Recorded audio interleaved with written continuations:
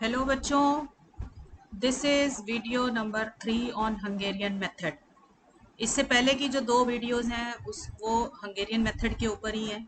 उसमें एक introductory lecture था और दूसरा अल्टरनेट ऑप्टिमल सॉल्यूशन का केस था।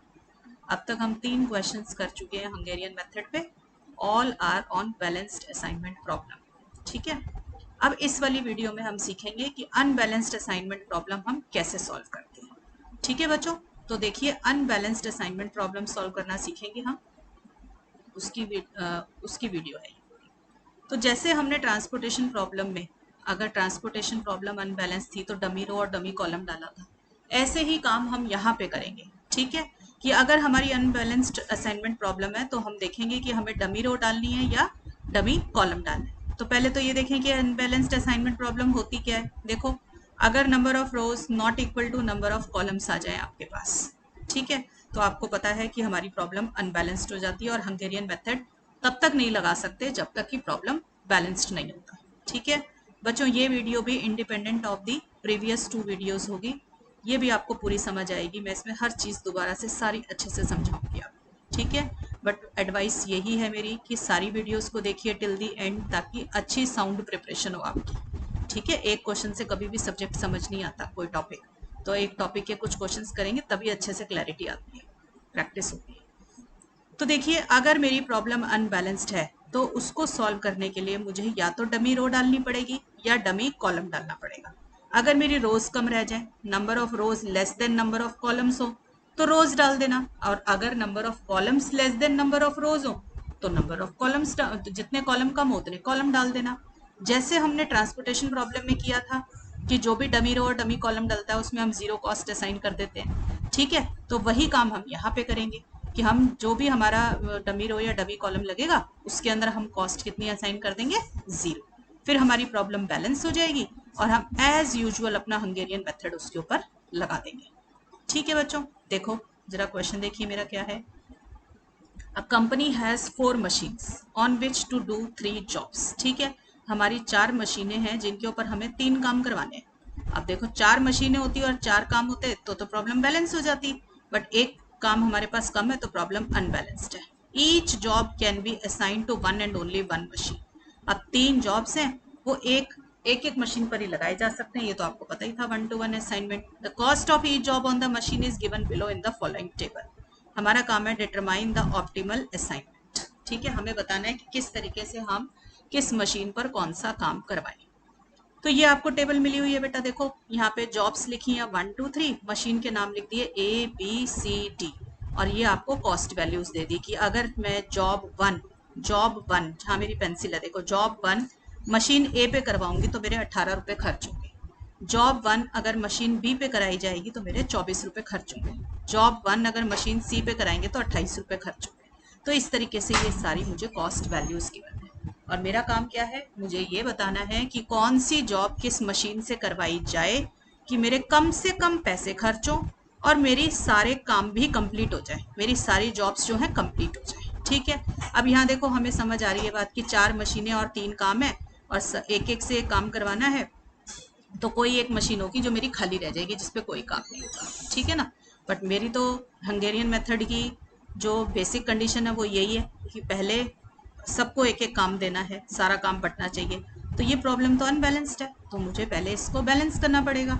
तो आप सब देख सकते हो कि इसमें 3 रोज हैं और 4 कॉलम्स हैं, तो मुझे एक रो कम है। एक रो कम है तो हम क्या करेंगे, उसके अंदर एक इंट्रोड्यूस कर देंगे डमी रो। यहाँ पे कॉलम नहीं आएगा बेटा, बट डमी रो, तो हम इसके अंदर एक डमी रो डाल देंगे ताकि हमारा काम हो जाए। तो हमने क्या किया, ये देखो इधर मैंने ऊपर से पूरा question as it is copy कर लिया और एक डमी रो डाल दी, इसका नाम लिख दिया मैंने डमी। और डमी रो के अंदर कितनी जीरो, क्या कॉस्ट असाइन कर दी, 0 0 0, ताकि बाई चांस मेरा कोई यहाँ पे असाइनमेंट आ भी जाए तो उसका मतलब ये हो जाएगा कि मैंने उसको 0 रुपीज देने हैं। ठीक है ना, तो इसका मतलब हमने उसको कोई काम ही नहीं करवाया। तो आपको याद हो जानी चाहिए ये बात कि असाइनमेंट प्रॉब्लम को अगर बैलेंस करना है तो रो की कमी है तो रो डाल दीजिए, कॉलम की कमी है तो कॉलम डाल दीजिए डमी, और कॉस्ट कितनी असाइन कर दीजिए, 0। मान लीजिए 2 रोज की कमी है तो 2 डमीज डल जाएंगे आपकी, 2 कॉलम कम है तो 2 डमी कॉलम्स डल जाएंगे। ठीक है, अब आप ये समझ लीजिए कि मुझे ये क्वेश्चन गिवन है जो ये टेबल दिखाई दे रही है स्क्रीन के ऊपर, मुझे ये क्वेश्चन गिवन है। थोड़ी देर के लिए भूल जाओ कि मुझे क्वेश्चन ऊपर वाला गिवन था। अब आप इसको क्वेश्चन समझ लीजिए अपना, और एज यूजुअल इसके ऊपर हंगेरियन मेथड लगा लीजिए। तो हंगेरियन मेथड का पहला स्टेप क्या होता है? रो मिनिमाइजेशन, रो रिडक्शन, मतलब फर्स्ट रो के अंदर आएंगे। ठीक है, ये जो मेरी फर्स्ट रो है जिसके ऊपर मेरी पेंसिल चल रही है, ये मेरी फर्स्ट रो है। फर्स्ट रो के अंदर मिनिमम एलिमेंट क्या है आपका? 18। तो 18 को आप फर्स्ट रो में से माइनस कर देंगे। तो देखो 18 माइनस 18 0, 24 माइनस 18 आ जाएगा आपके पास कितना? 6 आ जाएगा। ठीक है, 28 माइनस 18 10, 32 माइनस 18 माइनस कर लेना आप, ये कितना आ जाएगा आपका? 14। ठीक है, फिर सेकेंड रो में आना। सेकेंड रो देखो, ये जिसके ऊपर मेरी पेंसिल चल रही है, ये वाली, ये जो है मेरी second row, this one. Second row के अंदर मिनिमम एलिमेंट ढूंढ लो, क्या है आपका? 8। तो अब 8 को इन सारे एलिमेंट्स में से माइनस कर दो सेकेंड रो के। तो 8 माइनस 8 0, 13 माइनस 8 5 आ जाएगा, 17 माइनस 8 9, 19 माइनस 8 कर देना, 11 आ जाएगा। फिर यही काम आप थर्ड रो के साथ करेंगे।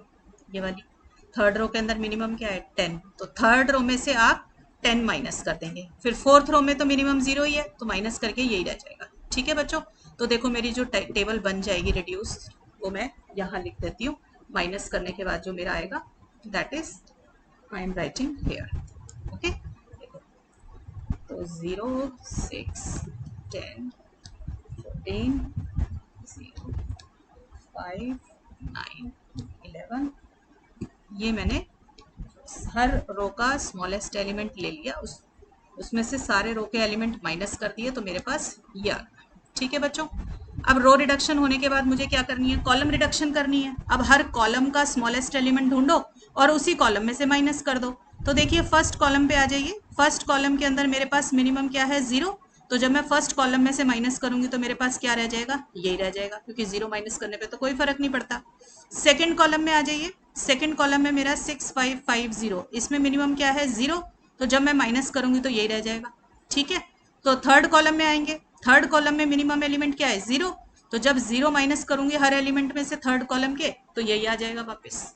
ऐसे ही फोर्थ कॉलम के अंदर भी 0 मिनिमम है, तो जब माइनस करेंगे तो यही वापस आ जाएगा। ठीक है ना, तो मेरा यही मैट्रिक्स यूं का यूं रह जाएगा जब मैं कॉलम रिडक्शन करूंगी। तो इसीलिए मैंने यहाँ पे देखो टॉप पे लिख दिया row reduction and column reduction. तो जब भी आप डमी इंट्रोड्यूस करते हैं तो ये आपके साथ डमी रो लगाएंगे, तो आपके साथ कॉलम रिडक्शन करने की जरूरत नहीं पड़ेगी, क्योंकि हर कॉलम में ऑलरेडी एक 0 है। ठीक है बच्चों, इसके बाद देखिए नेक्स्ट स्टेप क्या होता है हंगेरियन मेथड का आपका। आपको अब क्या करना है? ऑर्डर ऑफ द मैट्रिक्स देखो कितना है, कितनी रोज है इसके अंदर। ऑर्डर ऑफ द मैट्रिक्स मेरा कितना है, या नंबर ऑफ रोज कुछ भी देख लो, या नंबर ऑफ कॉलम्स, क्योंकि स्क्वायर मैट्रिक्स है। ठीक है ना, 4 है आपके पास। तो अब आपको क्या करना है? You have to draw horizontal और vertical lines so as to cover all zeros. आपको हॉरिजॉन्टल और वर्टिकल लाइनें ड्रॉ करनी है और ये सारी जीरो काटनी है। ठीक है, तो देखो मैं अगर एक ये लाइन ड्रॉ करूंगी तो ये चारों जीरो कट गई। एक इधर से देखो ये हॉरिजॉन्टल लाइन ड्रॉ करूंगी तो ये चारों जीरो कट गई मेरी। ठीक है, तो सिर्फ 2 लाइनें ड्रॉ करने से ही मेरी सारी जीरो कट गई। तो मैंने आपको क्या बताया कि अगर आपकी number of lines drawn is less than the order of the matrix, या फिर बोल सकते हो नंबर ऑफ रोज, तो इसका क्या मीनिंग होता है कि मेरा optimal solution is not reached. तो अभी मेरे को ऑप्टिमल सॉल्यूशन नहीं मिला है, तो मुझे अभी और मेहनत करनी पड़ेगी क्वेश्चन को सॉल्व करने के लिए। वो मेरी क्या मेहनत होगी? देखिए, देखो ये जो अनकवर्ड एलिमेंट्स हैं, जो जो ये अनकवर्ड एलिमेंट्स हैं जिसके ऊपर मेरी पेंसिल है यहाँ पे देखो, ठीक है, जो किसी लाइन से नहीं कटे हुए, इनके अंदर से स्मॉलेस्ट एलिमेंट को सिलेक्ट करना। तो स्मॉलेस्ट एलिमेंट मेरा क्या है? 5। तो मेरा 5 सिलेक्ट हो गया। अब आपको क्या करना है? नेक्स्ट टेबल के अंदर जिनमें से आपने ये सिलेक्ट किया है एलिमेंट, जो ये अनकवर्ड एलिमेंट्स हैं, इनमें 5 माइनस कर दो। ठीक है, और जहां पर ये देखो ये वाला 0 जो है, जहां मेरी पेंसिल है, जहां हॉरिजॉन्टल और वर्टिकल लाइन दोनों इकट्ठी मिलती हैं, ठीक है, intersection of horizontal and vertical line जिस एलिमेंट के ऊपर होगा, प्लस साइन बन जाएगा, वहां पर ये स्मॉलेस्ट एलिमेंट ऐड हो जाएगा। मतलब 5 जो है इन अनकवर्ड एलिमेंट में से माइनस करना है और 5 को इस वाले 0 के ऊपर ऐड करना है। And all those elements which are covered by just 1 line, जैसे ये तीनों 0 हैं और इधर वाले तीनों 0 जो कि एक ही लाइन से कवर्ड है, ठीक है, दे विल रिमेन अनचेंज्ड। ठीक है बच्चों, तो देखो ऐसा करने पे मेरे को क्या मिलेगा। देखो ये सिंगल जीरो से कवर है, सिंगल लाइन से कवर है, तो इन पे कोई फर्क नहीं पड़ा। ये भी सिंगल लाइन से कवर थे जीरो, इन पे भी कोई फर्क नहीं पड़ा। और ये वाला जीरो, ये वाला जीरो जहां मेरी पेंसिल है, इस पर हॉरिजॉन्टल और वर्टिकल दोनों लाइनें, तो इसके अंदर 5 ऐड हो जाएगा। ठीक है, और बाकी के ये जितने एलिमेंट बचे हैं, क्योंकि ये अनकवर्ड एलिमेंट्स हैं, किसी लाइन से कवर नहीं हुआ है, इनमें 5 माइनस हो जाएगा। तो 6 minus 5, 5 minus 5, 5 minus 5, 10 minus 5, 9 minus 5, 9 minus 5, 14 minus 5, 11 minus 5, 12 minus 5। ठीक है बच्चों, तो ये मेरे पास न्यू एलिमेंट्स आ गए। अब इसके अंदर और जीरो आ गई है, तो और जीरो मतलब और काम करने की पॉसिबिलिटी अब बन गई है। ठीक है, हो सकता है इस टेबल के अंदर जो मैंने अभी अभी बनाई है मेरा ऑप्टिमल आंसर छुपा हुआ हो, और हो सकता है ना हो। तो ये कैसे पता चलेगा? फिर से लाइनें ड्रॉ करो, फिर से लाइनें ड्रॉ करके देखो कि कितनी लाइनों में सारी जीरोस कटती है। तो देखिए मैं लाइनें ड्रॉ करती हूँ, 1, 2 और एक 3, तो देखो मेरा 3 लाइनों में काम हो गया। ठीक है ना, तो फिर से मेरी नंबर ऑफ लाइंस जो है 3 है, और मेरा नंबर ऑफ रोज क्या है? 4 है। तो फिर से कम लाइनों में अगर काम हो रहा है, आपको अनकवर्ड एलिमेंट दिखाई भी दे रहे हैं। ठीक है ना, तो अगर number of lines less than number of रोज है, तो ऑप्टिमल सॉल्यूशन अभी भी मेरा नहीं आया। तो अब फिर दोबारा मेहनत करो।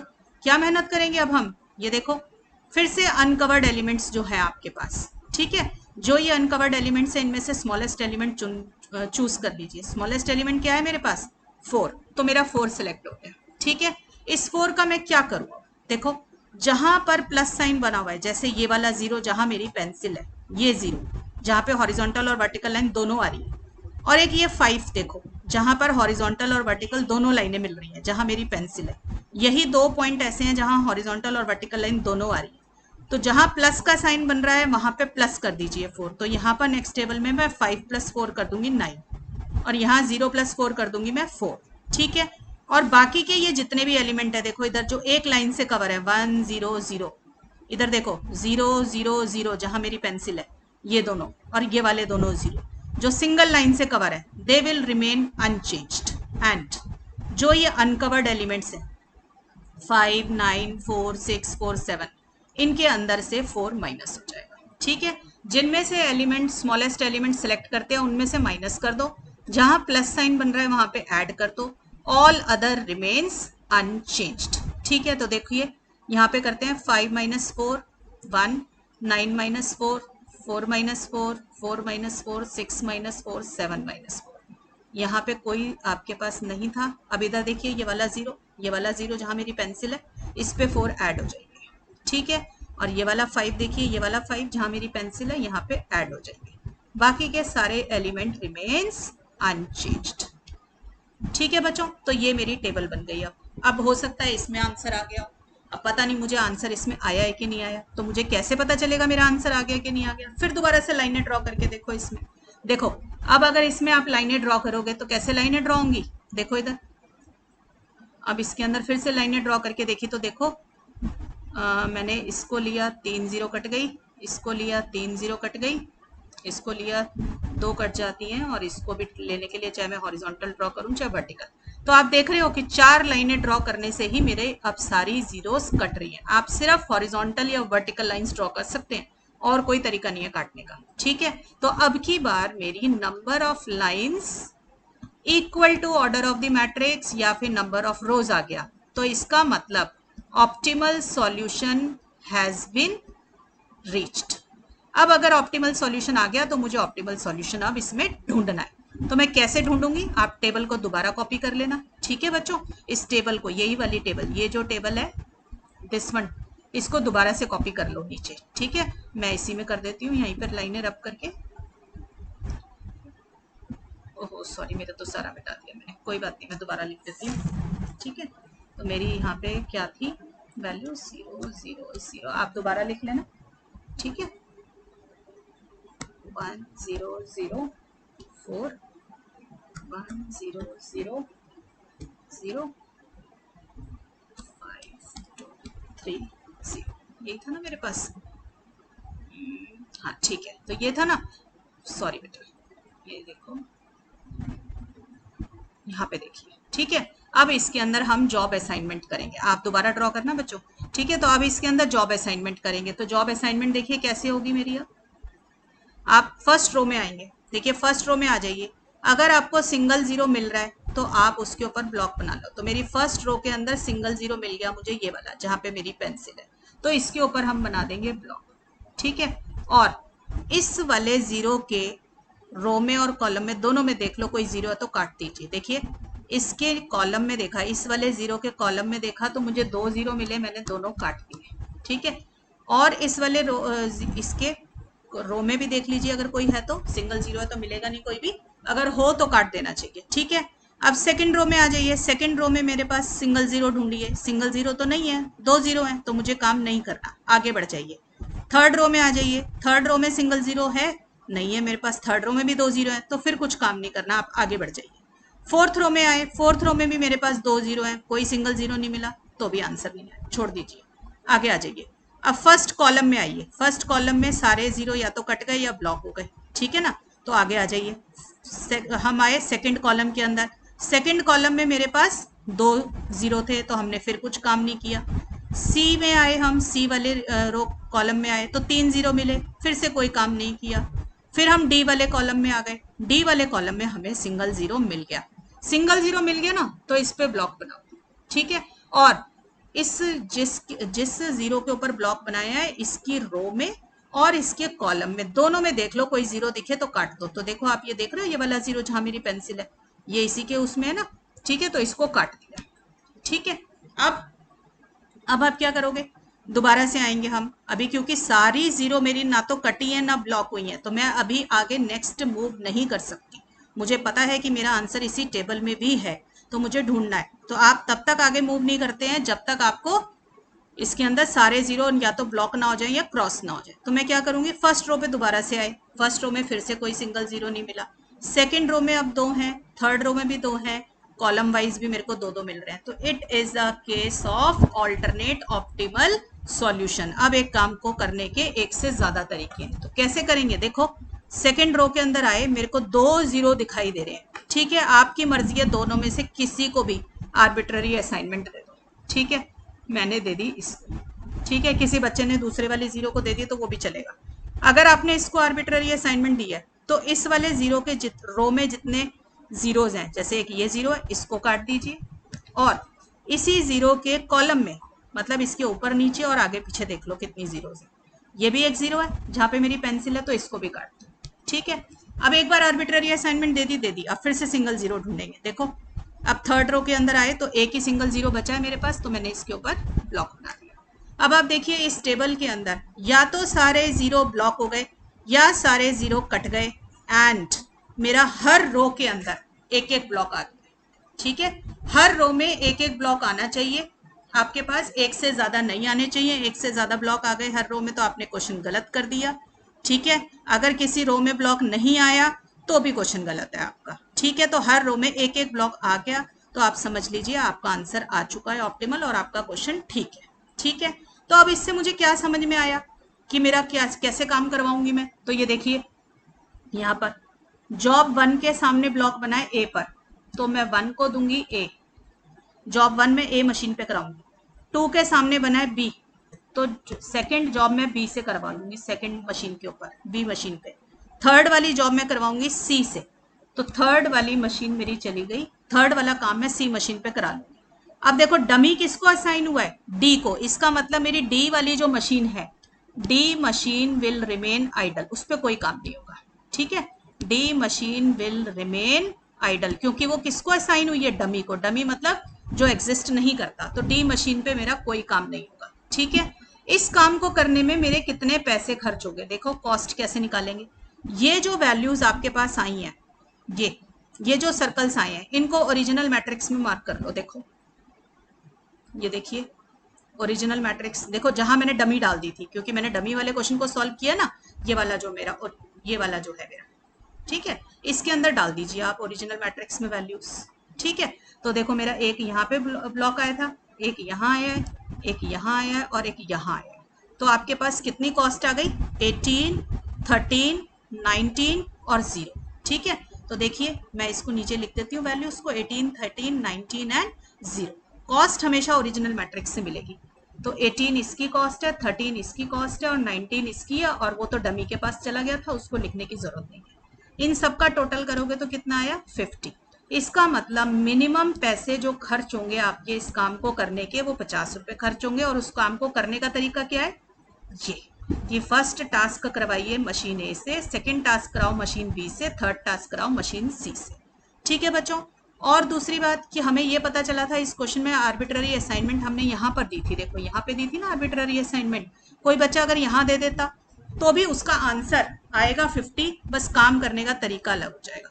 तो आप चाहें तो यहाँ पे ब्लॉक बना के भी आंसर निकाल सकते हैं, वो इसका एक अल्टरनेट ऑप्टिमल सॉल्यूशन बन जाएगा, जो कि मैंने डिटेल में इससे पहले वाली वीडियो में समझाया हुआ। तो कई बार क्वेश्चन में लिख देते does alternate optimal solution exist, तो आपको अगर आर्बिट्ररी असाइनमेंट देनी पड़ी तो आप लिखोगे yes alternate optimal solution exist. अगर वो कहें इफ यस फाइंड इट, तो आप क्या करना है, एक बार ये निकाल देना, एक बार इधर ब्लॉक लेके निकाल देना आंसर।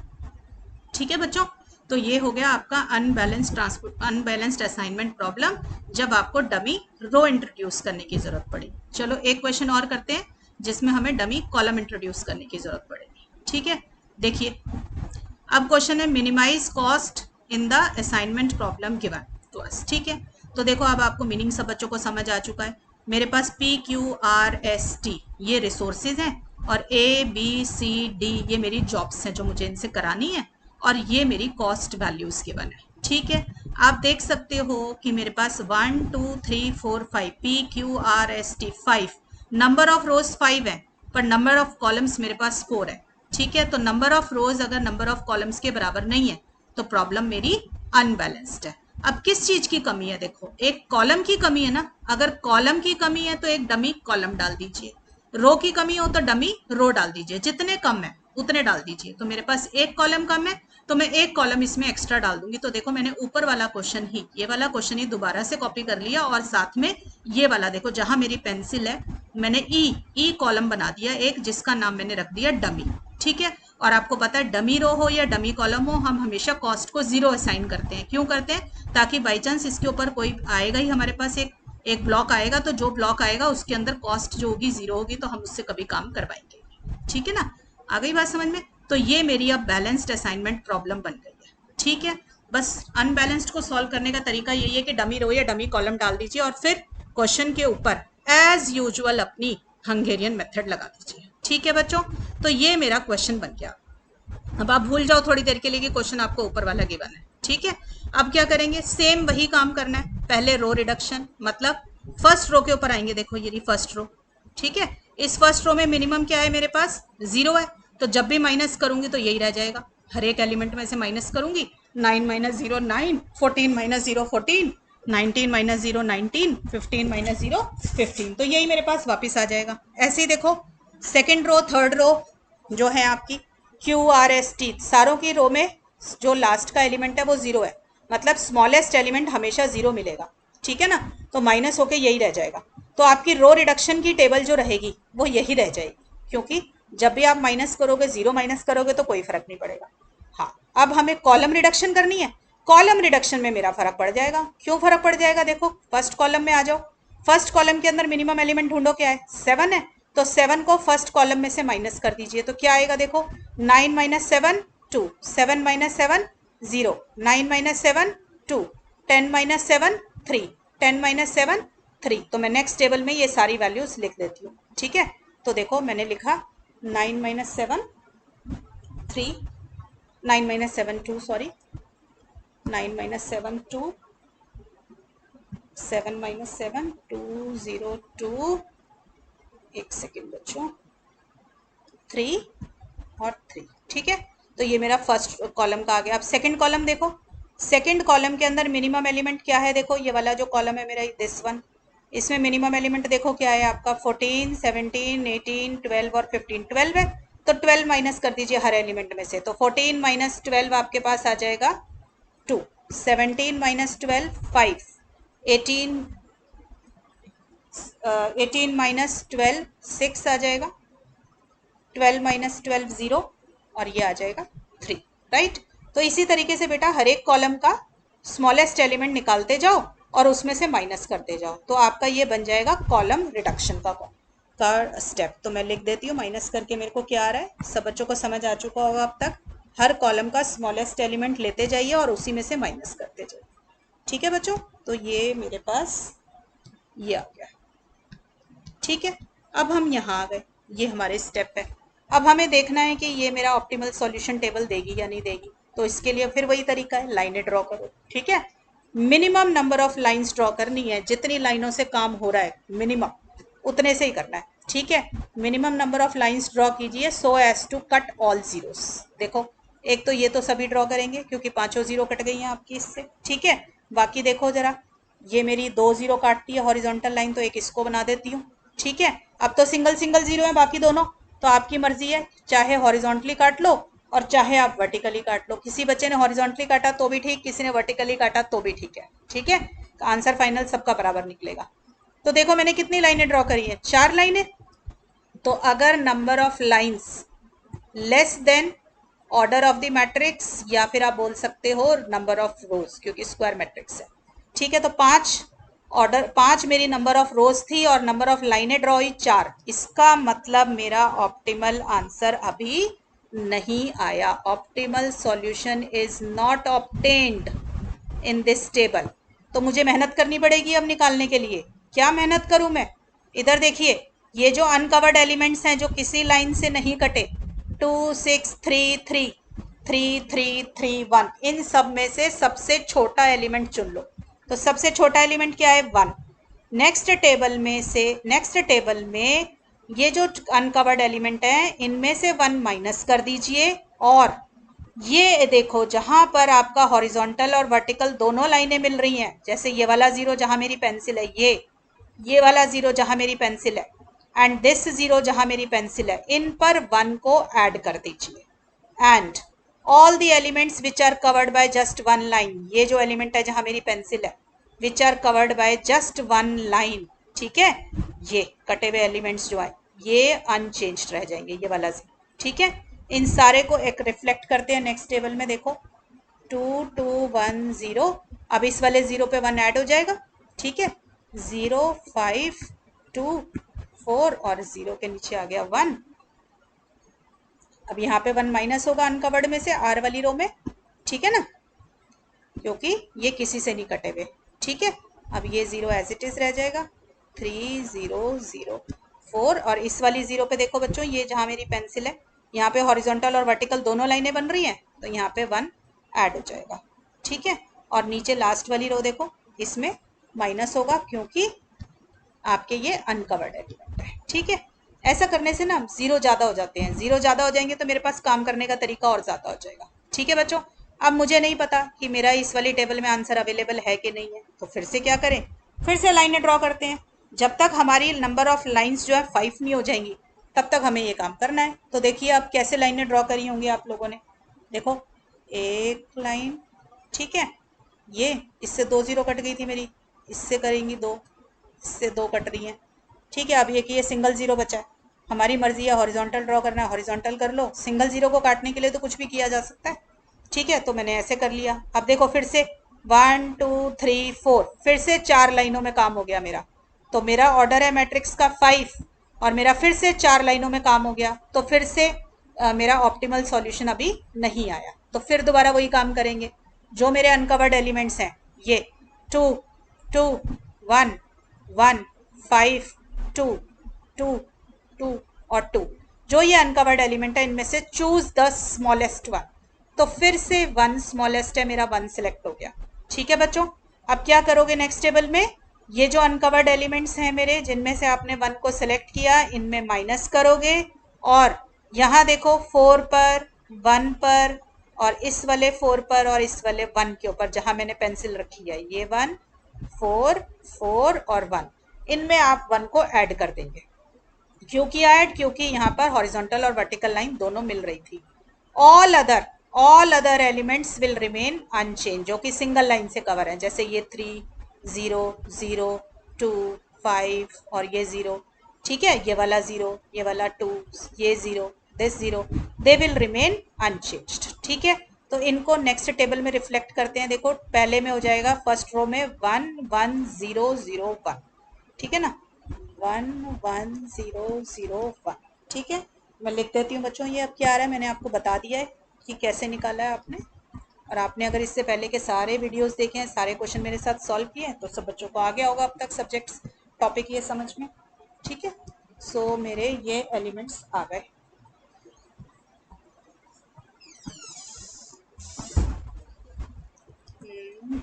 This right. तो ये मेरी नई टेबल बन गई। अब फिर चेक करना पड़ेगा कि ये मेरा ऑप्टिमल सॉल्यूशन है कि नहीं है। तो क्या करूं इसके लिए, फिर दोबारा से लाइनें ड्रॉ करते हैं। ठीक है, तो जितनी, अगर मेरी 5 लाइनों में काम हुआ तो मेरा आंसर आ गया होगा आपकी बारी। ठीक है, तो देखिए कैसे लाइनें ड्रॉ होंगी। ये देखो, मैंने इसको ड्रॉ किया, 2 जीरो कट गए। ठीक है, और इसको करूंगी तो भी 2 जीरो कट रहे हैं। इससे भी मेरे 2 जीरो कट रहे हैं। ठीक है, अब तो ये सिंगल बच गया है और इधर ये 2 जीरोस, और कोई तरीका नहीं है अब काटने का। ठीक है ना, तो 5 लाइन से ही मेरा काम हो रहा है और 5 ही ऑर्डर ऑफ मैट्रिक्स है। तो जब 5 लाइनें हैं, 5 number of lines drawn equal to order of the matrix, तो मेरा आंसर अब आ चुका है। अगर मेरा आंसर अब आ चुका है तो मेरे को अब इसमें से आंसर, क्या आंसर आया वो निकालना है। तो क्या करें, पहले इसको दोबारा से नीचे कॉपी कर लो ताकि हम इसमें अपना आंसर ढूंढ पाए। ठीक है बच्चों, तो ये देखिए, मैंने इसको ऊपर वाले मैट्रिक्स को दोबारा से कॉपी कर दिया।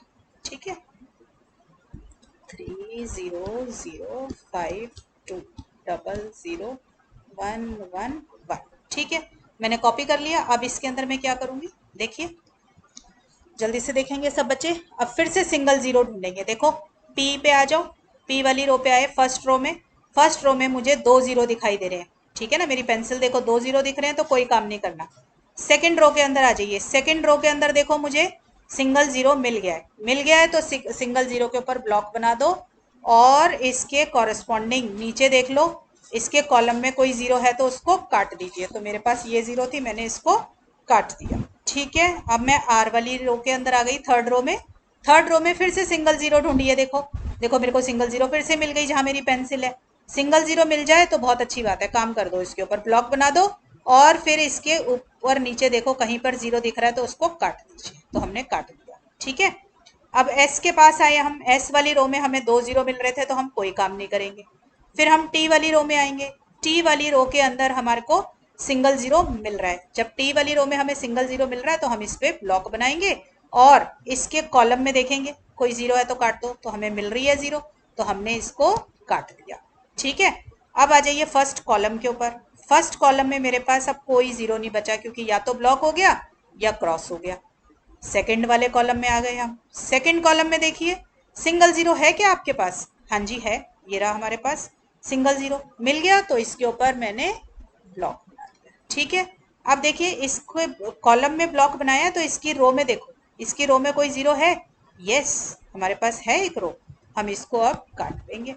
ठीक है, फिर अब क्या करेंगे, सेकंड कॉलम का काम हो गया तो थर्ड कॉलम के पास चले। थर्ड कॉलम में देखो, इधर आओ। थर्ड कॉलम में मैं आती हूँ तो मेरे को दिखा सिंगल जीरो है। सिंगल जीरो मिल जाए तो ब्लॉक बना दो। ठीक है, अब कॉलम में ब्लॉक बनाया, इसकी रो में देख लो कोई जीरो तो नहीं है, कोई जीरो नहीं है। ठीक है, तो मेरा आंसर अब ये आ गया। आप देखो, आप देख सकते हैं इस टेबल में सारे जीरो ब्लॉक हो गए हैं या फिर क्रॉस हो गए हैं, कोई जीरो नहीं बचा। एंड हर रो के अंदर एक एक ब्लॉक आ चुका है। देखो फर्स्ट रो में भी ब्लॉक है, सेकंड में भी है, थर्ड में भी है, फोर्थ में भी है और फिफ्थ में भी है। इसका मतलब मेरा ऑप्टिमल सॉल्यूशन ऑब्टेन हो चुका है। ठीक है, क्या आंसर आया देखो जरा। पी को काम देंगे सी, क्यू के आगे ब्लॉक बना हुआ है ए पर तो क्यू को ए देंगे, आर को देंगे हम ई, एस को हम देंगे बी और टी को हम देंगे डी। ठीक है, ये जो ई है ये मेरा डमी है, ये डमी है तो इसका मतलब क्या हुआ, जो ये आर है इसको कोई काम नहीं मिलेगा, तो R will remain idle. R खाली रहेगा, इसके पास कोई काम नहीं होगा, जो डमी के पास चला जाए वो खाली रहेगा। ठीक है, बाकी लोगों को काम मिल गया, पी को मिल गया सी, क्यू को मिल गया ए, एस को मिल गया बी और टी को मिल गया डी काम। अब ये काम मिला है तो इनके कितने पैसे खर्च होंगे, तो देखिए सी ए बी डी। अब आप ओरिजिनल टेबल जहां पे आपने प्रॉब्लम को बैलेंस किया था, सी ए बी डी, ठीक है, उसमें हम मार्क करेंगे। देखो ओरिजिनल टेबल मेरी कौन सी थी बैलेंस्ड वाली, ये वाली। ठीक है, तो मैं इसके अंदर मार्क कर देती हूँ। देखो सी, फिर मेरे पास आया ए, फिर इसके पास डमी था CAB और ये D, यही आया मेरे पास। ठीक है, तो देखो कितने पैसे खर्च होंगे, 19 प्लस 7 प्लस 12 प्लस 16। ठीक है, तो नीचे लिख भी देते हैं हम 19, 7, 12 और 16। ठीक है बच्चों, तो मैं लिख देती हूँ नीचे 19, 7, 12 और 16। इन सब का टोटल कर लीजिए, ये आ रहा है आपका 54। ठीक है, तो आपकी मिनिमम कॉस्ट कितनी निकल कर आ गई इस क्वेश्चन की, मिनिमम कॉस्ट आ गई मेरी 54। तो हम क्या आंसर करेंगे क्वेश्चन का कि हमारे पैसे जो खर्च होंगे वो होंगे 54 रुपीज, और जो हमारा काम करने का तरीका है वो ये होगा, पी को दीजिए C, क्यू को देंगे A, S को देंगे B और T को देंगे D। बच्चों ये लास्ट की बातें कि किसको कौन सा काम देना और कितने पैसे खर्च हुए, ये बताना बहुत ज़रूरी है, वरना आपका 1 नंबर कट जाएगा चाहे आपने पूरा क्वेश्चन सही किया है, क्योंकि सॉल्यूशन तो मेरा यही है। ठीक है बच्चों, तो ये था आपका अनबैलेंस्ड असाइनमेंट प्रॉब्लम, जिसके अंदर मैंने आपको डमी रो और डमी कॉलम का केस करा दिया एक एक। ठीक है बच्चों, अब इसके बाद हम एक और वीडियो बनाते हैं, अपनी नेक्स्ट वीडियो, जिसके अंदर मैं मैक्सिमाइजेशन का केस भी करा दूंगी, प्रोहिबिशन का केस भी करा दूंगी और अनबैलेंस्ड का केस भी करा दूंगी। ऐसा क्वेश्चन करा दूंगी जिसमें ये सारी चीज़ें इकट्ठी एक ही क्वेश्चन में कवर हो रही होंगी। ठीक है, अनबैलेंस्ड भी होगा, मैक्सिमाइजेशन भी हो जाएगा और प्रोहिबिशन भी हो जाएगा, तीनों चारों चीज़ें एक ही वन शॉट वीडियो टाइप बन जाएगा, उसमें आपको entire concept of the whole chapter आ जाएगा। ठीक है, तो wait for the next video. अब इस वाले वीडियो को हम यहीं वाइंड अप करते हैं बच्चों। अगर कोई प्रॉब्लम आ रही हो, कोई क्वेश्चन सॉल्व ना हो रहा हो, आप जो भी कोई बुक फॉलो करते हैं, अगर आपसे कोई क्वेश्चन सॉल्व नहीं होता तो मुझे मेल कर दिया करो, मैं आपको उसका सॉल्यूशन भेज दूँगी। और अगर मुझे लगेगा क्वेश्चन बहुत अच्छा है, सब बच्चों को आना चाहिए, तो मैं उसके ऊपर एक वीडियो भी बना दूँगी। ठीक है बच्चों, सो टिल देन बाय, पढ़ाई करते रहिए। ठीक है।